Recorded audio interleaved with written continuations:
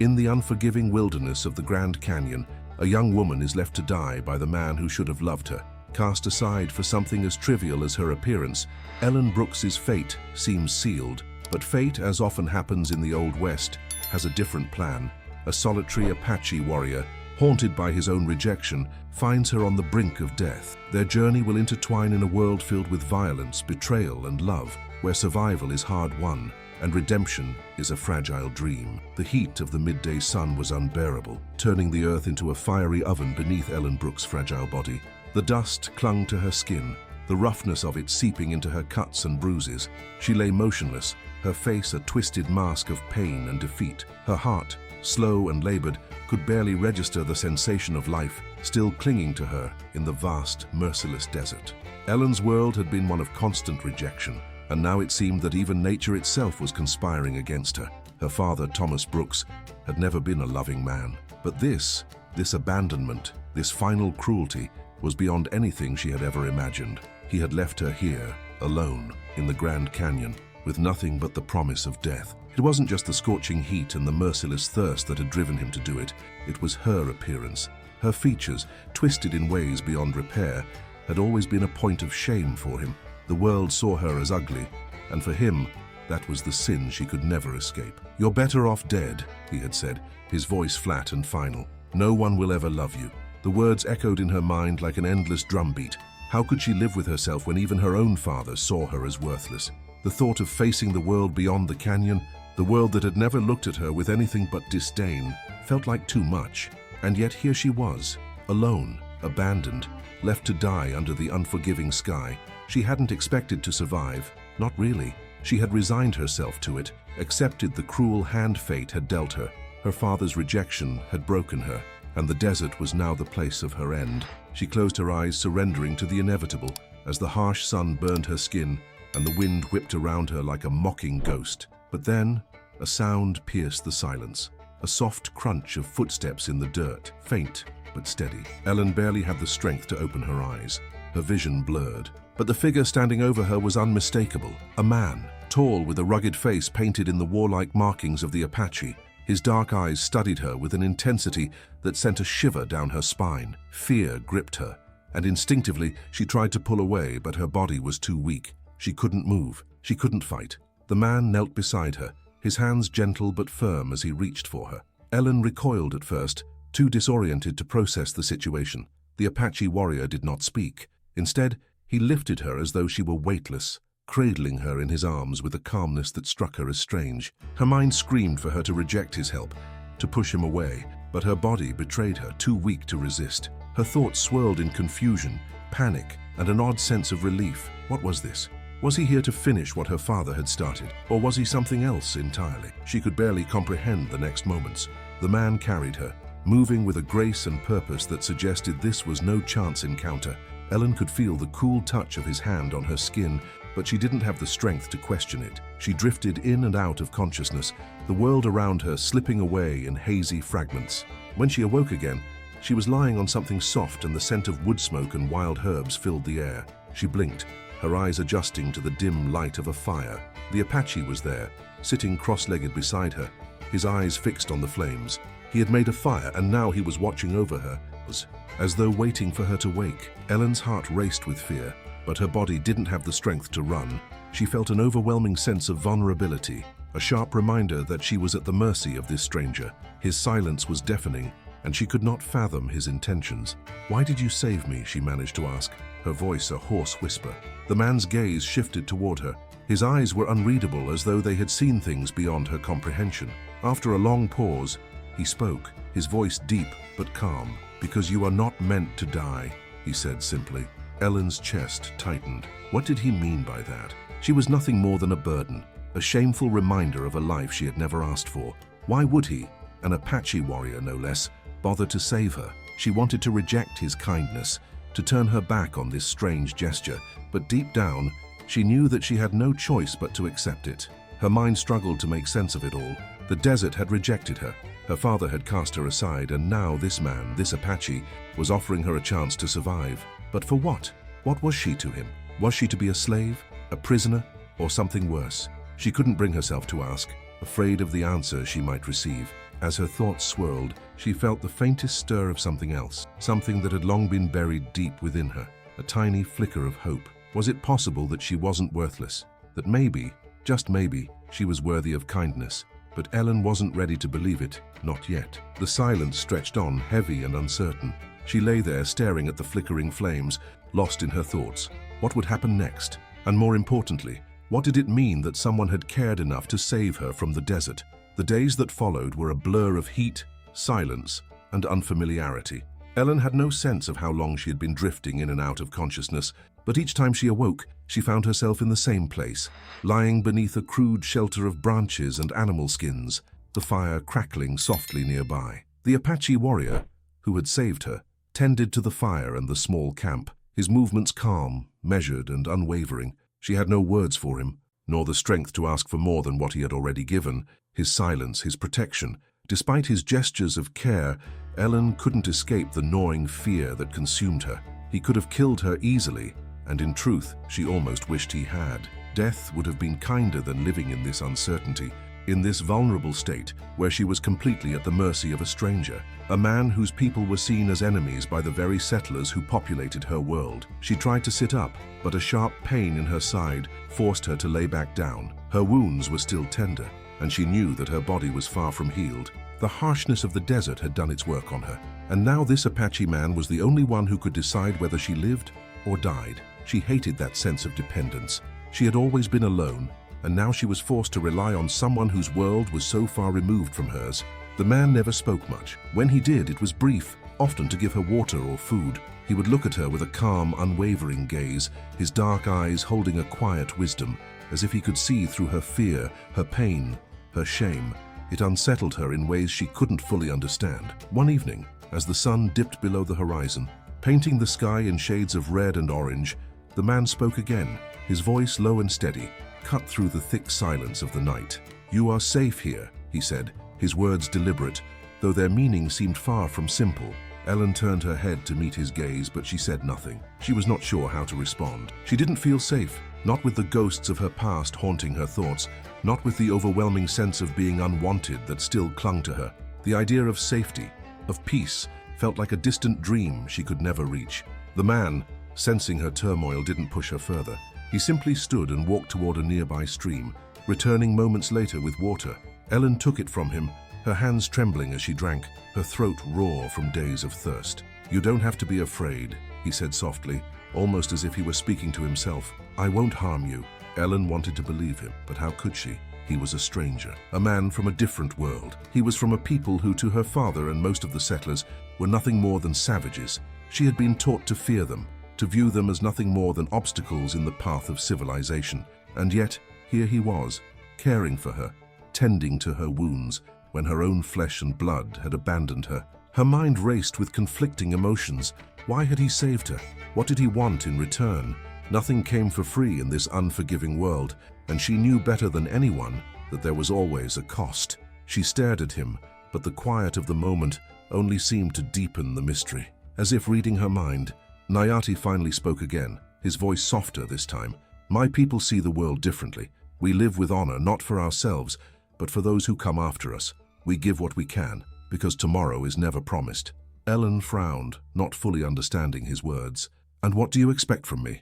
Nayati didn't answer immediately. Instead, he stood up and began to stoke the fire. The flames danced in the night air, their orange glow illuminating his face. There was something in his expression, something that spoke of a life full of hardship and loss, a life that was not so different from her own. "I expect nothing," he said finally, "but I know what it is to be unwanted, and I know that the world can break a person, but even broken things can be repaired." His words struck a chord deep within her. Ellen felt something stir within her chest, a mix of hope and fear. She didn't know how to trust this man, how to trust anyone after everything she had endured. But there was something in his eyes, something genuine that made her want to believe him. She didn't want to be broken anymore. She didn't want to live in the shadow of her past, in the wreckage of a life that had been denied to her. But before she could respond, the sound of horses' hooves echoed through the night air. The peace of their small camp shattered in an instant. Ellen's heart raced, her body tensing. She looked at Nayati, who had already risen to his feet, his hand on the hilt of a knife strapped to his side. His gaze was sharp, his posture alert. The calm that had once enveloped him was gone, replaced by a quiet readiness. Ellen sat up, her breath caught in her throat. Who are they? Nayati's expression hardened. His jaw clenched. Trouble. The sound of the approaching riders grew louder, closer. Ellen could hear the low voices of men, harsh and demanding. A chill ran through her.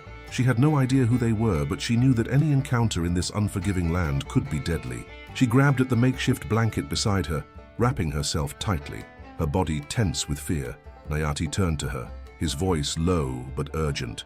Stay here. Do not move. Before she could say anything, he was gone, disappearing into the shadows of the surrounding trees. Ellen was left alone, her heart hammering in her chest. As the sound of the riders grew nearer, the next moments felt like an eternity. Ellen could hear the men dismounting, their boots crunching the dry earth as they approached. She held her breath, praying that they wouldn't find her. The riders were close now. Ellen's body trembled, her mind racing with terrifying thoughts. She had been left to die once already, and the world was full of men who saw her as nothing more than an inconvenience. If these men found her, there would be no one to save her. The Apache, Nayati, had disappeared into the darkened woods, leaving her alone in the cold, fragile safety of their camp. She could hear them now, the men's voices, low and gruff, mingling with the sounds of hooves scraping against the dry earth. It was a sound she knew too well from her past, the sound of people who didn't care about her, people who only saw a woman like her as an object to be used, discarded, or worse. Her heart pounded in her chest. She forced herself to stay as still as possible, holding her breath, hoping that they wouldn't find her. From the corner of her eye, she saw the shadows move, a figure creeping through the darkness. It was Nayati. His body language was tense, every muscle poised for action. He was crouched low, blending into the landscape, moving silently like a predator in the night. Ellen watched him, feeling a sense of both awe and fear. He was everything she was not, strong, capable, unafraid. The men came into view, their figures outlined by the pale moonlight. They were rough-looking, their clothes worn and dirty, their faces hardened by years of violence. One of them, a man with a scar running down his cheek, looked around with a smirk on his face. "I smell smoke," he muttered to the others, his voice rough and low. "There's got to be someone around here."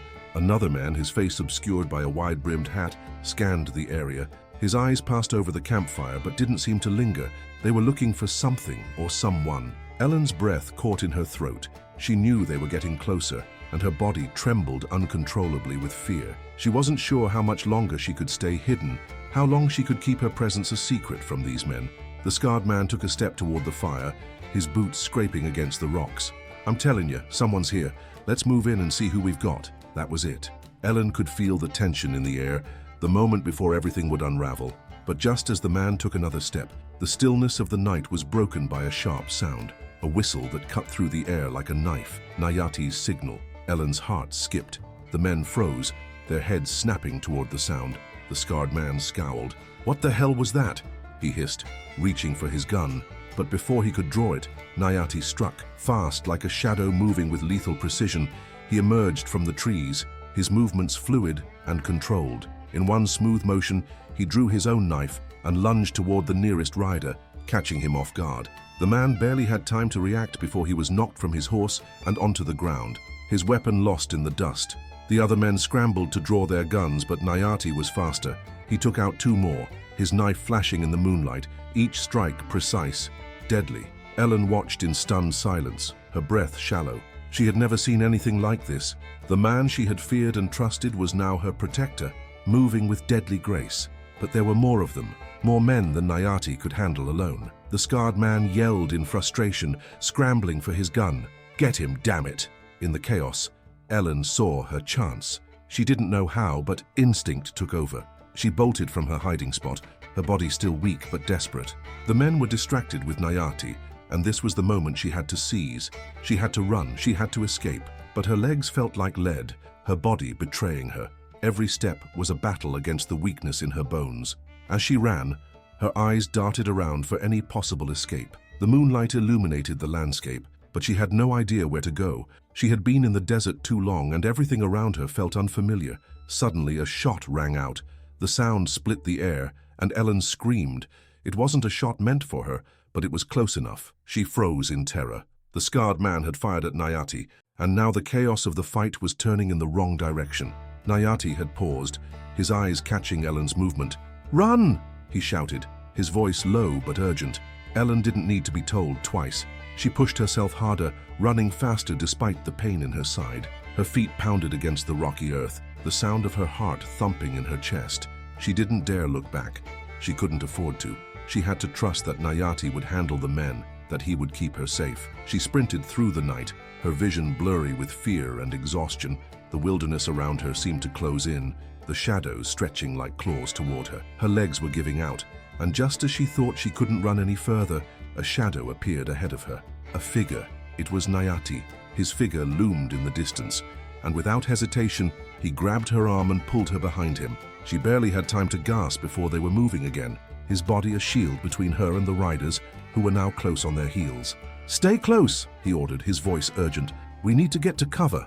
Ellen didn't ask where they were going. She simply followed, the sound of their pursuers growing louder, their angry shouts reaching her ears. Her heart raced, her breath short, but Nayati was steady, guiding her through the darkness. And then, just as the sound of hooves became deafening, they vanished into the trees, disappearing into the night. The world around Ellen became a blur of shadows and frantic movement. She was panting, her breath sharp and ragged as she tried to keep up with Nayati. He moved with the ease of someone who belonged to the wilderness, each step calculated, his gaze scanning the terrain like a man who had lived and fought in these lands all his life. Ellen struggled to match his pace, her body still weak from the desert and the battle that had just unfolded. Her heart pounded in her chest, the adrenaline coursing through her veins. Behind them, the sound of hooves grew fainter, but the fear remained. The riders hadn't given up. They were still out there, still hunting them. Ellen could feel the weight of their pursuit pressing down on her, the specter of violence lingering in the air. They reached the edge of a small ravine, the earth dropping sharply into a narrow, rocky gorge below. Nayati led her to the side, urging her to crouch low beside the jagged rocks, their bodies hidden in the shadows.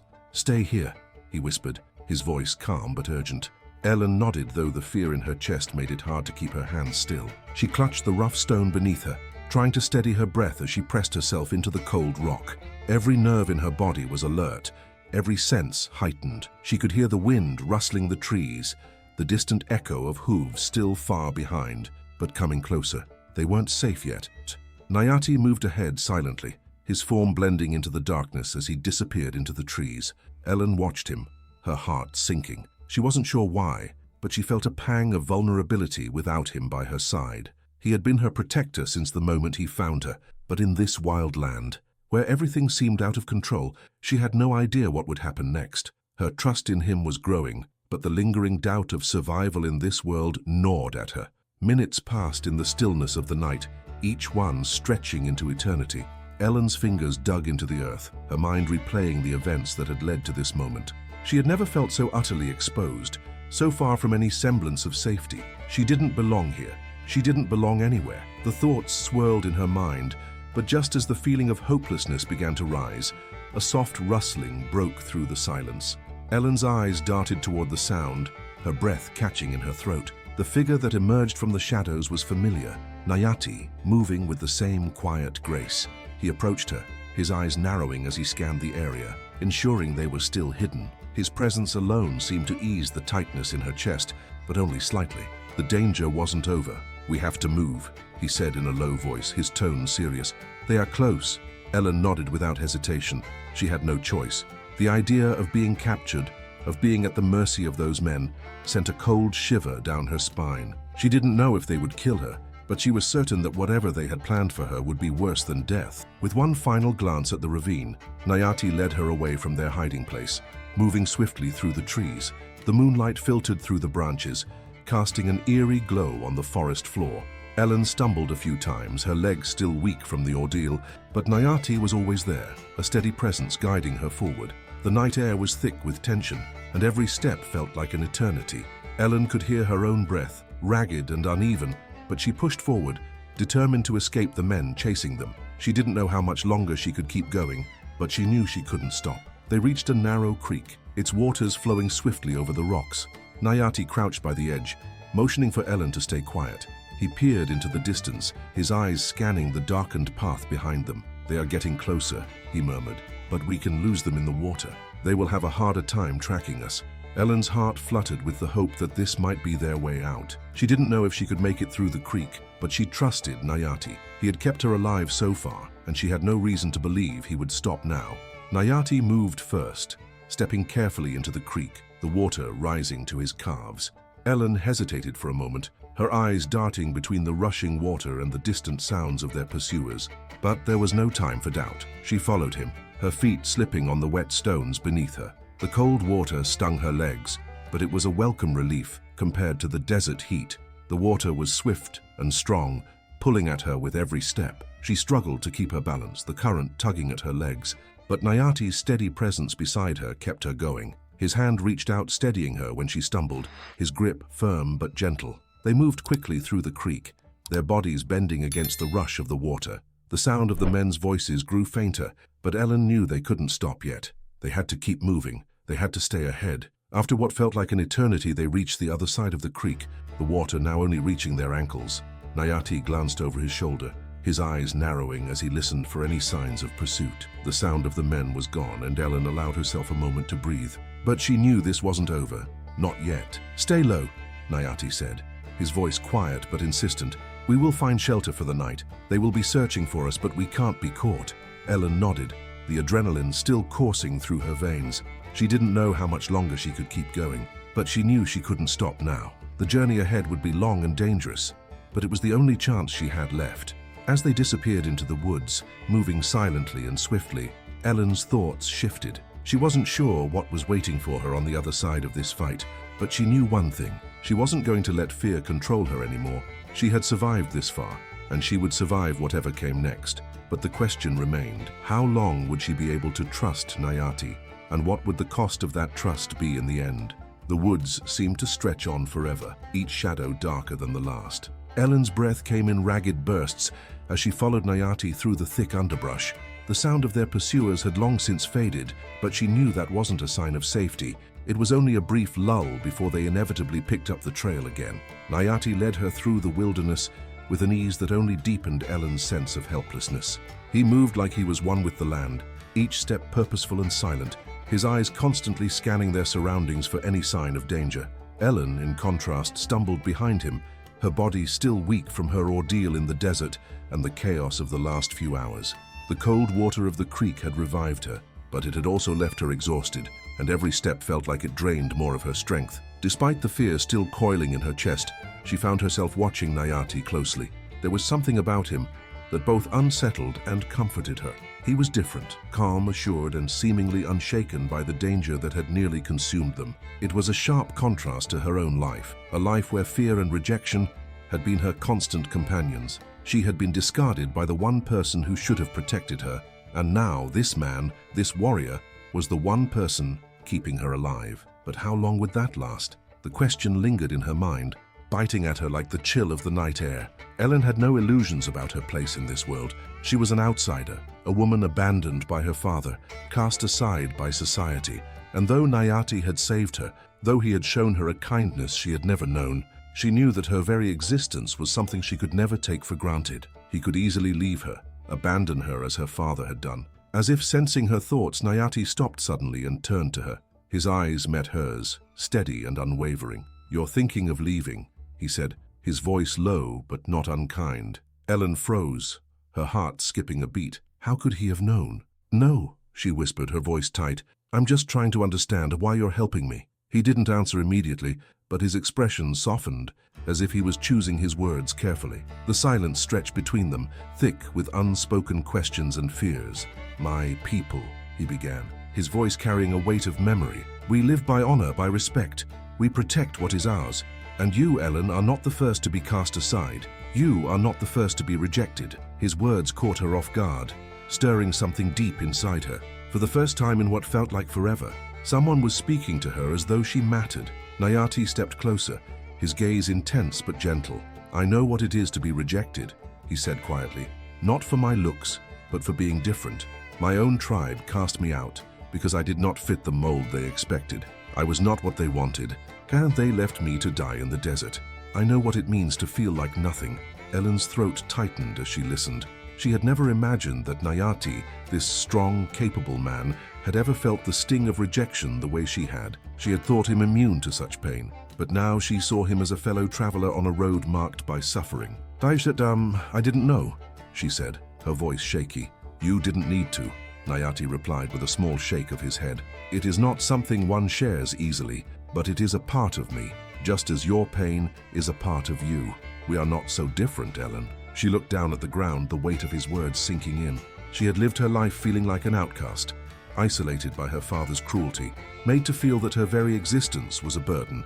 And yet, here was a man who, despite everything he had endured, was willing to protect her, to stand by her in a world that had shown them both nothing but rejection. The sound of rustling leaves interrupted her thoughts.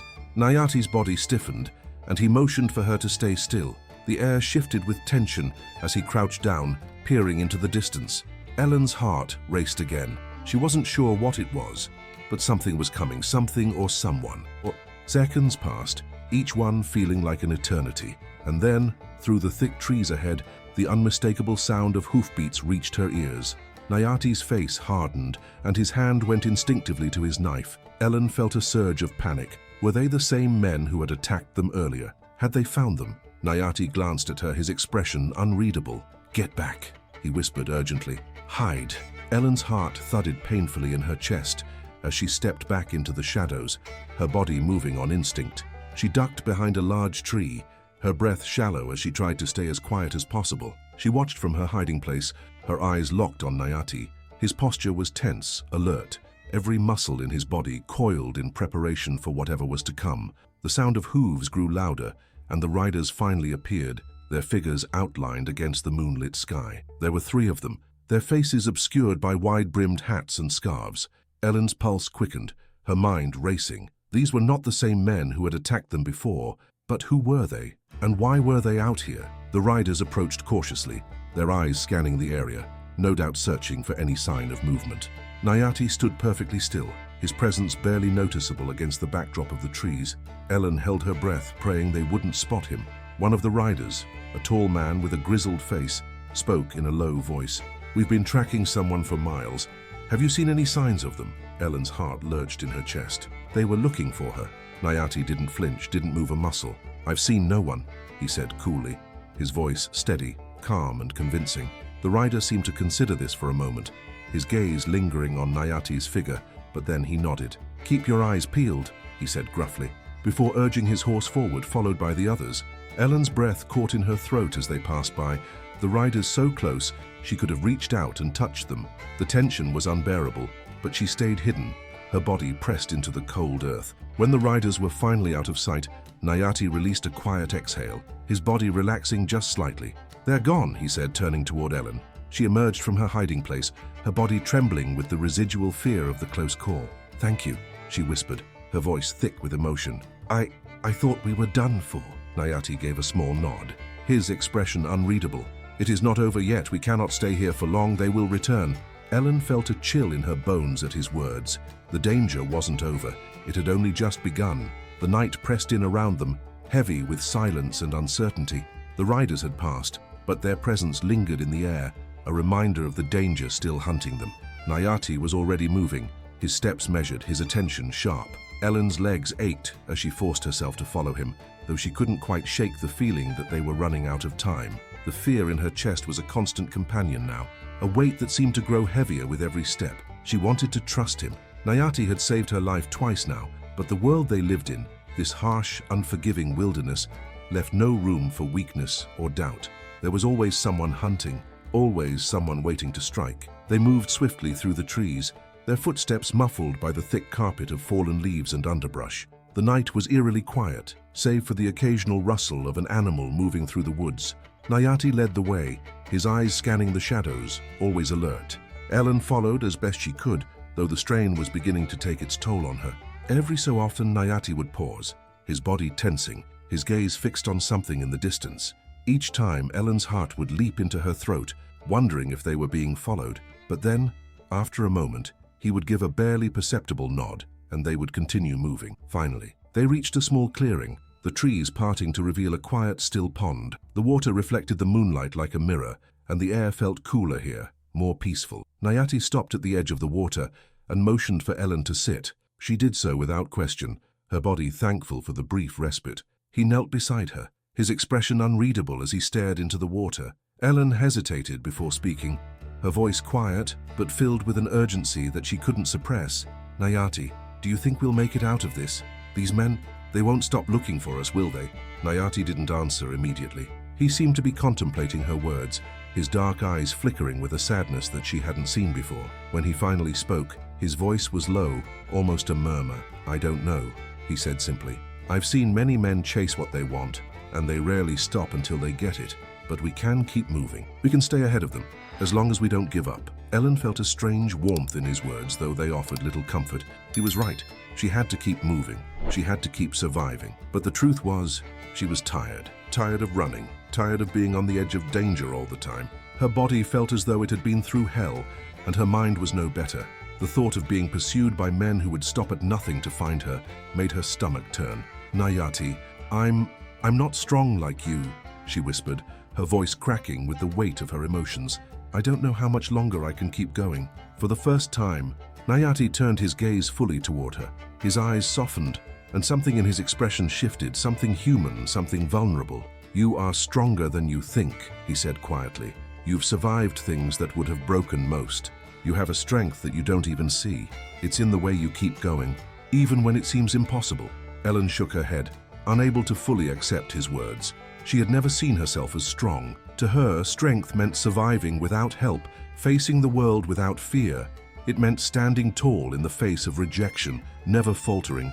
But that wasn't her. She had been cast aside, abandoned, left to die. And even now, despite everything, she still wasn't sure she deserved to be saved. "You don't know me," she said softly, her gaze lowering to the ground. "You don't know what it's like to be me. To be so broken that you can't even believe that anyone could ever want you, much less love you." Her words hung in the air between them, heavy with a truth she had never been able to voice before. It was a truth she had kept locked away for so long, buried beneath layers of fear and shame. But now, with Nayati here, her walls were beginning to crack. Nayati's expression was still soft, but his eyes held a deep understanding. He reached out and gently placed his hand on hers, his touch warm and grounding. "I know what it's like to be broken, Ellen," he said quietly. "I've been where you are, and I know what it feels like to think that no one will ever see you, to think that you're invisible to the world. But you're not invisible to me. You never were." His words stirred something deep within her. A part of her wanted to reject them, to push him away, because no one had ever looked at her like this before. But another part of her, something she had buried for so long, wanted to believe him, to believe that maybe, just maybe, she was worthy of being seen, of being loved. Before she could say anything, the sound of a twig snapping nearby cut through the stillness of the night. Ellen's body tensed instantly, her heart pounding in her chest. Nayati's hand shot out, pulling her up quickly, his eyes scanning the area. "Stay here," he whispered urgently, motioning for her to move behind a nearby rock. "Do not make a sound." Ellen nodded, her breath catching in her throat. She pressed herself into the shadows, her heart racing. The night had been so quiet, but now every sound seemed amplified, every movement sending her nerves into overdrive. She watched Nayati, who was now crouched low to the ground, his hand on his knife. His posture was ready, waiting for whatever threat was approaching. A figure appeared in the distance, another rider, moving slowly through the trees. Ellen's heart skipped a beat as she recognized the figure's silhouette. It was one of the men from the gang. Ellen's breath caught in her throat as she watched the figure draw closer. The rider moved with an unsettling calm, his silhouette framed by the low-hanging branches of the trees. For a moment, Ellen's mind refused to accept what her eyes were seeing. There was no way this could be happening. But as the figure drew nearer, his features became clearer. It was one of the men from the gang, the scarred man, the leader, Jack Harlow. Her heart hammered in her chest. The man who had nearly killed her, the man who had hunted her down like an animal, was now so close she could almost feel the heat of his gaze. She pressed herself further into the shadows, doing her best to stay silent, to remain unseen. Her muscles tensed, every instinct screaming at her to run. But she couldn't, not yet. She had to trust Nayati. Nayati's body was still and poised, his focus entirely on the approaching rider. He didn't move an inch. And for a moment, Ellen could have sworn time itself had stopped. Everything, the trees, the air, the silence, felt as though it was holding its breath. The scarred man rode slowly through the clearing, his horse's hooves stirring the dirt beneath it. His eyes, sharp and calculating, swept over the area. Ellen's heart skipped a beat when they seemed to pass right over her hiding place, but the man didn't stop. He kept moving, slowly, as though he was expecting something, or perhaps someone. to emerge from the shadows. Nayati was still crouched, every muscle coiled like a spring, waiting. Ellen wanted to scream, to call out to him, but she couldn't. The slightest noise would give them away. The gang would find them and she would be dead before she even had a chance to run. The scarred man stopped in the middle of the clearing, dismounting his horse with a practiced grace. He stood there for a moment, his back to Ellen, his attention now on the trees surrounding them. He was searching. Ellen could feel his eyes on the woods, as though he could sense that something was wrong, that something, or someone, was hiding in the darkness. And then he spoke. "I know you're out there," Jack Harlow called out, his voice dark and full of malice. "I've been tracking you, Apache. I know what you're up to. You think you can just disappear into the night? You think you can hide?" Ellen's blood ran cold. Her mind raced, panic threatening to overtake her. She had been so sure they could escape, so sure that they had outsmarted him, but it seemed the game was not over. The predator was still hunting. Nayati remained still, not responding, not giving any sign that he was there. Ellen could feel the tension in his body, his readiness to strike at a moment's notice. But this wasn't just about survival. This was about something deeper. Nayati wasn't just protecting her, he was protecting his people, his way of life. And in this moment, with Jack Harlow standing just a few paces away, Nayati's resolve seemed stronger than ever. The scarred man laughed, a harsh, cruel sound that echoed through the clearing. "Don't pretend like I can't find you," he said, taking a few steps closer, his boots crunching against the ground. "You think you've outsmarted me, Apache. You think you've won. You're wrong. I know this land better than you do.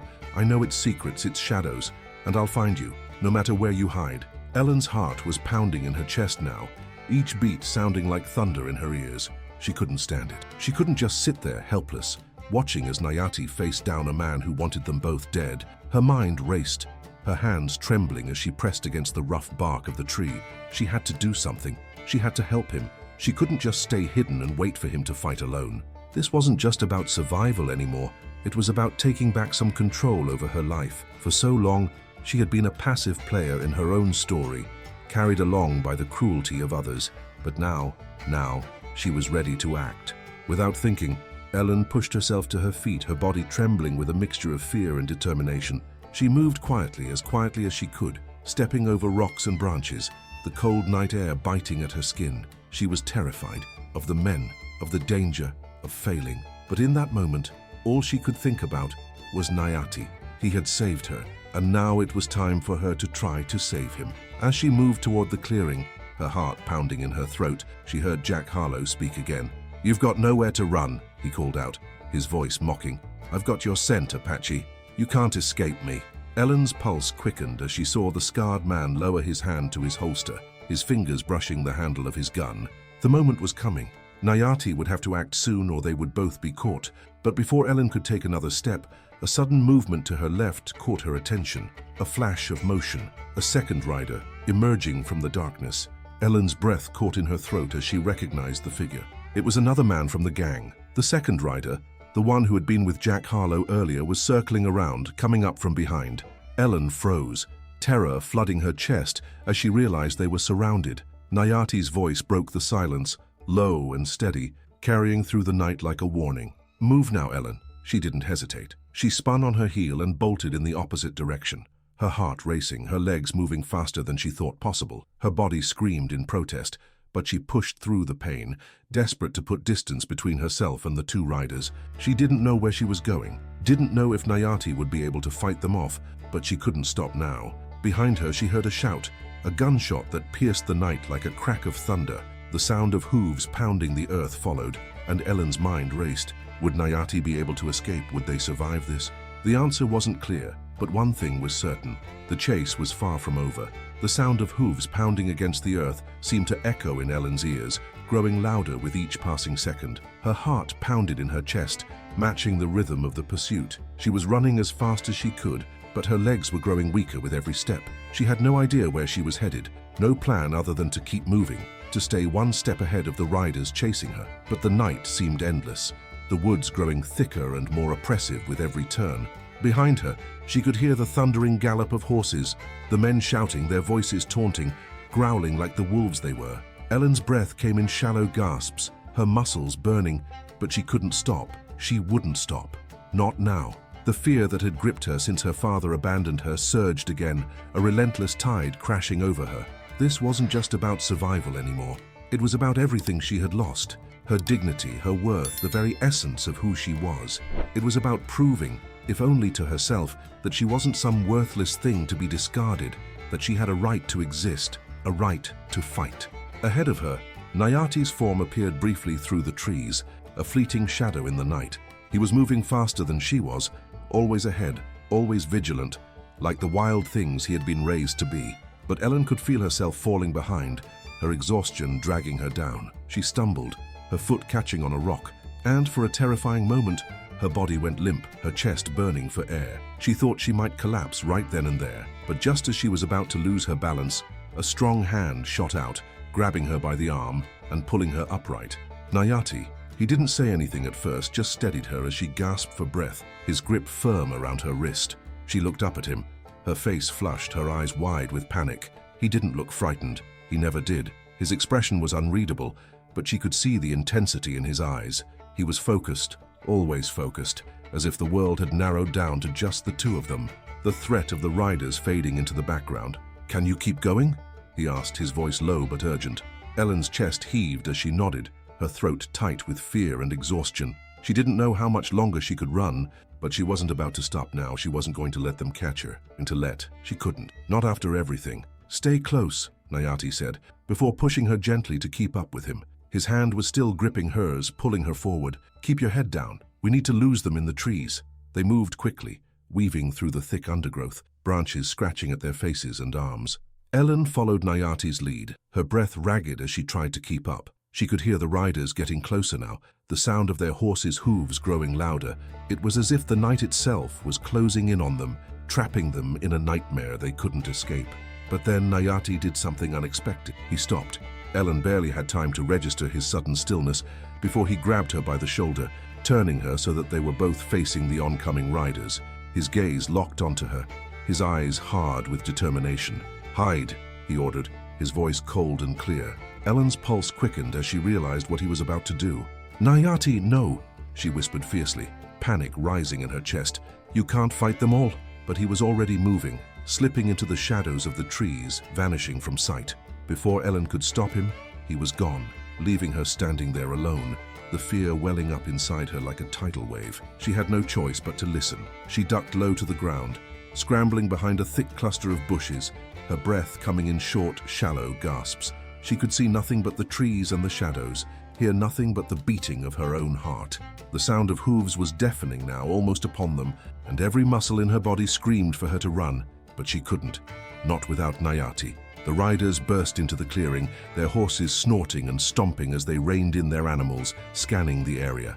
Ellen dared not make a sound, not even the slightest rustle, as she watched them search the shadows around her.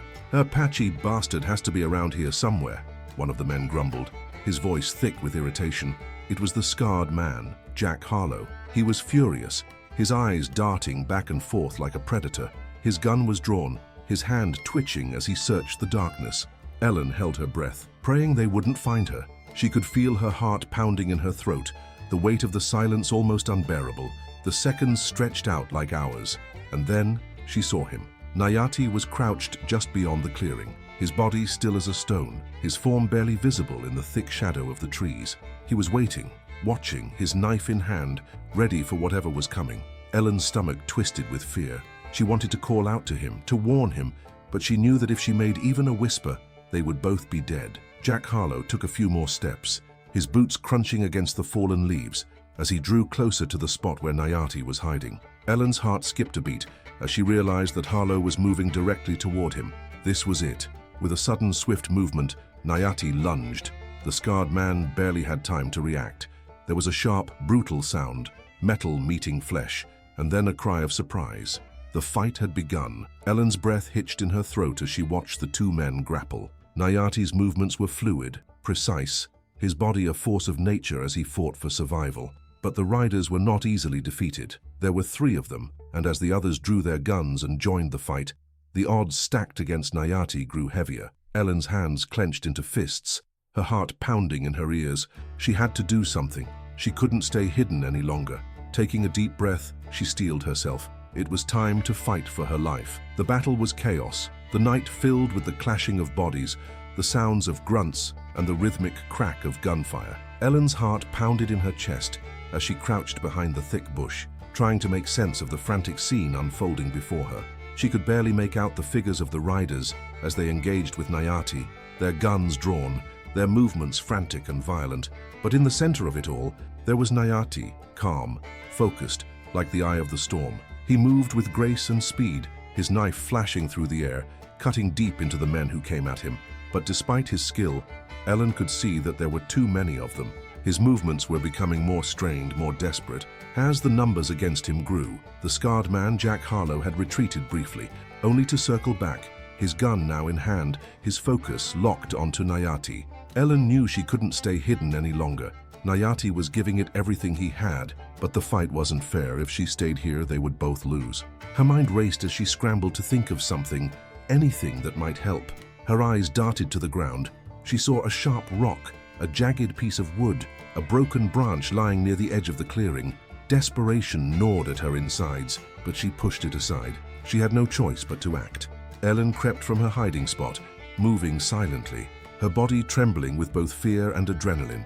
The fight between Nayati and the riders continued just ahead, the noise of their struggle providing the perfect cover for her to move. She could see him now, his knife still flashing in the moonlight, narrowly dodging the barrels of the guns aimed at him.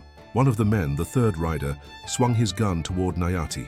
In that moment, Ellen saw her chance. She grabbed the branch, her hands shaking, and swung it with all the strength she could muster. It connected with the man's back, sending him stumbling forward, his gun slipping from his hand. He let out a startled cry, but before he could react, Ellen grabbed the fallen weapon, holding it tightly. Her breath came in short, ragged bursts. She had a gun now. She had a chance. Nayati looked toward her, his expression fleetingly surprised, but he didn't hesitate. His eyes flickered to the remaining riders, then to the man she had just stunned, who was now struggling to regain his footing. The battle was not over yet, but this was the opening they needed. "Stay close," Nayati commanded, his voice calm but fierce, the steadiness of his words cutting through the chaos. He didn't need to tell her twice. Ellen held the gun with both hands, her fingers trembling but firm. She wasn't sure how to use it, but she couldn't let that stop her now. Together, they moved forward, back to back. Nayati fought with a deadly precision, his knife slashing at one rider, his body moving with the fluidity of someone who had spent his life in battle. The sound of gunfire erupted again, but this time it wasn't from the riders, it was Ellen. The shot rang out into the night. The rider who had been charging toward Nayati froze, his eyes wide with shock as he clutched his shoulder. He staggered back, falling to the ground with a pained grunt. Ellen's heart lurched. She had hit him. She had actually hit him, but there was no time to dwell on it. The scarred man, Jack Harlow, was still moving, his gun raised, aiming directly at Nayati. Ellen could see it in his eyes, the cold calculation, the ruthlessness. He wouldn't hesitate to end it all right there. Without thinking, Ellen fired again, her hand steady despite the fear and uncertainty coursing through her. The bullet struck Harlow's hand, the gun falling from his grip as he cursed, his face contorting in pain. Nayati seized the opportunity. With a swift movement, he closed the distance between them, his knife flashing through the air. There was a short cry, and Jack Harlow fell to the ground, his body crumpling in defeat. For a moment, the clearing was silent. Ellen stood there, breathless, her chest rising and falling with each hurried inhale. She felt a strange mixture of triumph and disbelief. She had fought back. She had saved him. She hadn't been useless, hadn't been a burden, but the victory was short-lived. She could feel her legs giving out beneath her, her body finally giving in to the exhaustion it had been holding at bay. She leaned against the nearest tree for support, trying to steady herself. Nayati, now panting heavily, turned toward her. His eyes, though fierce, softened slightly when they met hers. He didn't speak immediately, his gaze flickering toward the fallen riders before settling back on her. You're okay?" he asked, his voice filled with a quiet disbelief. Ellen nodded, though she wasn't entirely sure she was. She didn't feel okay. She felt dizzy, nauseous, like the weight of what had just happened was too much for her body to handle. But there was something else there, something stirring deep inside her. She had done it. She had fought. She wasn't just a victim anymore. I didn't know what to do, but I couldn't just let you fight them alone," she managed, her voice barely above a whisper. Nayati didn't say anything at first. He just stepped closer, his hand lightly resting on her shoulder. His touch was surprisingly gentle, considering everything they had just gone through. "You did well," he said, his voice steady. "Better than you know." Ellen gave a shaky smile, but her mind was still reeling from the battle. The danger wasn't over. There was still the matter of the remaining men, still the threat of more trouble. But for the first time since she had been abandoned in the desert, she felt something she hadn't felt in a long time. Hope. They weren't done yet, but maybe, just maybe, they could survive this. And with that, Ellen knew the true battle was only beginning, within herself. The clearing was still, too still. The aftermath of the fight hung in the air, thick with the scent of gunpowder and the metallic tang of blood. Ellen could feel the weight of the night pressing down on her, the adrenaline starting to fade, leaving her drained and hollow. The men they had fought, Jack Harlow and his gang, were now nothing more than lifeless bodies scattered on the ground. But in the back of her mind, Ellen knew that this moment of victory was fleeting. There were always more enemies, more threats in this unforgiving world. Nayati stood beside her, his hand still resting on her shoulder, grounding her. His calm presence was a stark contrast to the chaos they had just endured. Ellen had never felt more out of place in her life, yet somehow in the midst of it all, she also felt something else, alive. "You did well," Nayati repeated, his voice steady as he surveyed the bodies of the fallen men. His expression was unreadable, but his words were clear. She wasn't a burden. She had proven that tonight. Ellen didn't respond immediately. She couldn't. Her mind was still too rattled. She looked down at the gun in her hands, the cold weight of it a reminder of what she had just done. She had never imagined herself using a weapon, much less taking someone down. The reality of it still hadn't fully sunk in. She felt her stomach churn, the rush of fear and relief mixing together in a confusing wave. Nayati moved first, stepping over the fallen bodies with ease, his eyes scanning the surrounding trees. Ellen followed, though she felt like every step she took was a reminder of just how much she was out of her depth. She wasn't sure where they were going or what would come next, but she couldn't stay here. Not with the remnants of the fight still fresh, not with the knowledge that more riders could be out there looking for them. "Where are we going?" she asked, her voice hesitant, but filled with a quiet determination. She wasn't going to be left behind again. She wouldn't be a burden to him, not anymore. "Somewhere safe," Nayati answered simply, his tone unwavering. He didn't elaborate, but Ellen didn't press him for more. There was no point. She had learned to follow his lead, to trust him in ways she hadn't trusted anyone before. They moved through the trees, staying low, their steps soft against the forest floor. The moon above was just a sliver now, casting long, thin shadows across the ground. Ellen's thoughts drifted back to her father, to the years of abuse and neglect that had led her to this point. She thought about the life he had condemned her to, how he had abandoned her for something as trivial as her appearance. Her chest tightened at the memory, the weight of it never far from her mind. She wasn't sure if she would ever be free from that. But as they continued to move through the woods, something shifted inside her. The world she had known, the world of rejection, shame, and hurt, seemed a little less powerful. Here with Nayati, she was beginning to realize that maybe she wasn't as broken as she had always believed. Maybe she was stronger than she had ever given herself credit for. They traveled for hours, moving under the cover of night, the sounds of the forest accompanying them as they pushed forward. Ellen felt the exhaustion creeping in again, her body still recovering from the fight, the desert, and everything in between. But she didn't let herself stop. Not yet. Not until they were far enough from danger. Finally, as the first hints of dawn began to break through the trees, they reached a small, hidden cave nestled in the hillside. It was a quiet, secluded spot, the perfect place to rest and regroup. Ellen sank to the ground, her body collapsing with relief, and let out a shaky breath. Nayati was already preparing a small fire, his movements smooth and efficient, as though he had done this 1,000 times before. Ellen watched him in silence, still unsure of what to say or how to feel. Her thoughts were a jumble, emotions flickering between gratitude and guilt, confusion and fear. He sat down beside her, the warmth of the fire beginning to push back the chill of the early morning air. "We need to rest," Nayati said, his voice low. "The next few days will be hard. We'll have to keep moving, but we can't do it without strength." Ellen nodded, her eyes closing for a moment as she let herself settle into the quiet. The fire crackled softly between them, the first light of dawn creeping into the cave, casting soft shadows on the walls. "I didn't know what I was doing out there," she said after a long silence, her voice barely a whisper. She didn't know if she was speaking to Nayati or just to herself. "I was scared. I thought I would die, but I didn't. And I did something. I helped." "You did more than help," Nayati replied, his gaze steady. "You fought. You chose to act, and that is more than most would do." Ellen swallowed, her chest tightening. She didn't know how to respond to that. She wasn't sure she believed him, but for the first time in her life, she felt like maybe she could. The fire flickered between them, its warmth slowly filling the space. The night's horrors seemed to slip further away, replaced by something else, something fragile but real. She didn't know what the future held, but for the first time, Ellen felt a sliver of hope. Perhaps she wasn't as alone as she had always thought. Perhaps there was a way forward after all. But the road ahead would be long and the dangers weren't over yet. They had made it through one fight, but there would be more. And Ellen knew that as much as she had changed, as much as she had proven to herself that she was capable of surviving, the real challenge would be learning to trust herself, to find her place in this harsh world. And with Nayati by her side, she might just find the strength to do it. The days that followed were a blur of travel and constant vigilance. They moved by night and hid by day, always in motion, always watching. Every noise in the forest, every shift in the wind, made Ellen's heart race with the fear that their pursuers were close, just beyond the horizon.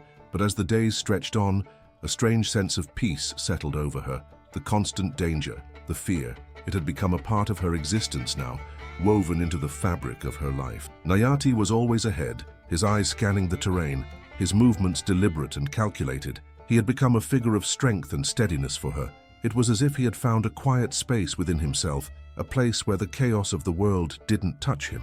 Ellen couldn't help but admire him for it. She had never known anyone like him. He was strong, capable and resolute, but there was more to him than that. He had saved her life not once, but repeatedly. He had shown her what it meant to be seen, to be valued, even when she felt like the world had nothing left to give. And yet, in all their time together, they had shared little of themselves. The silence between them wasn't uncomfortable, but it was heavy. The weight of their shared journey was always present. Ellen knew that Nayati carried a history of his own, a past that had shaped him, just as her past had shaped her, but neither of them had spoken of it, not yet. One evening, as they settled near a river to rest for the night, Helen found herself staring into the flowing water, lost in her thoughts. The sound of the river was soothing, but it didn't erase the tension in her chest. She had been running for so long, and though the immediate danger seemed to have passed, she knew it wasn't over. It couldn't be. Not until they were far from the reach of Jack Harlow and his gang. Nayati was sharpening his knife beside her, his face expressionless, but there was a subtle weariness in his posture that Ellen couldn't ignore. He had always been so composed, so in control, but now there was something about him that felt distant. She broke the silence. "Nayati," she said, her voice hesitant, unsure of the right words. "How did you end up here? How did you become a warrior?" He didn't look up from his knife, but his movements slowed, and Ellen could feel his eyes shift in her direction, though he didn't meet her gaze. "I was cast out," he said quietly. "My tribe, they thought me weak. I was different. I didn't fit their expectations, so they left." When the smoke clears and the bodies fall, only silence remains. If this story touched you, subscribe, because in the West, nothing stays buried for long.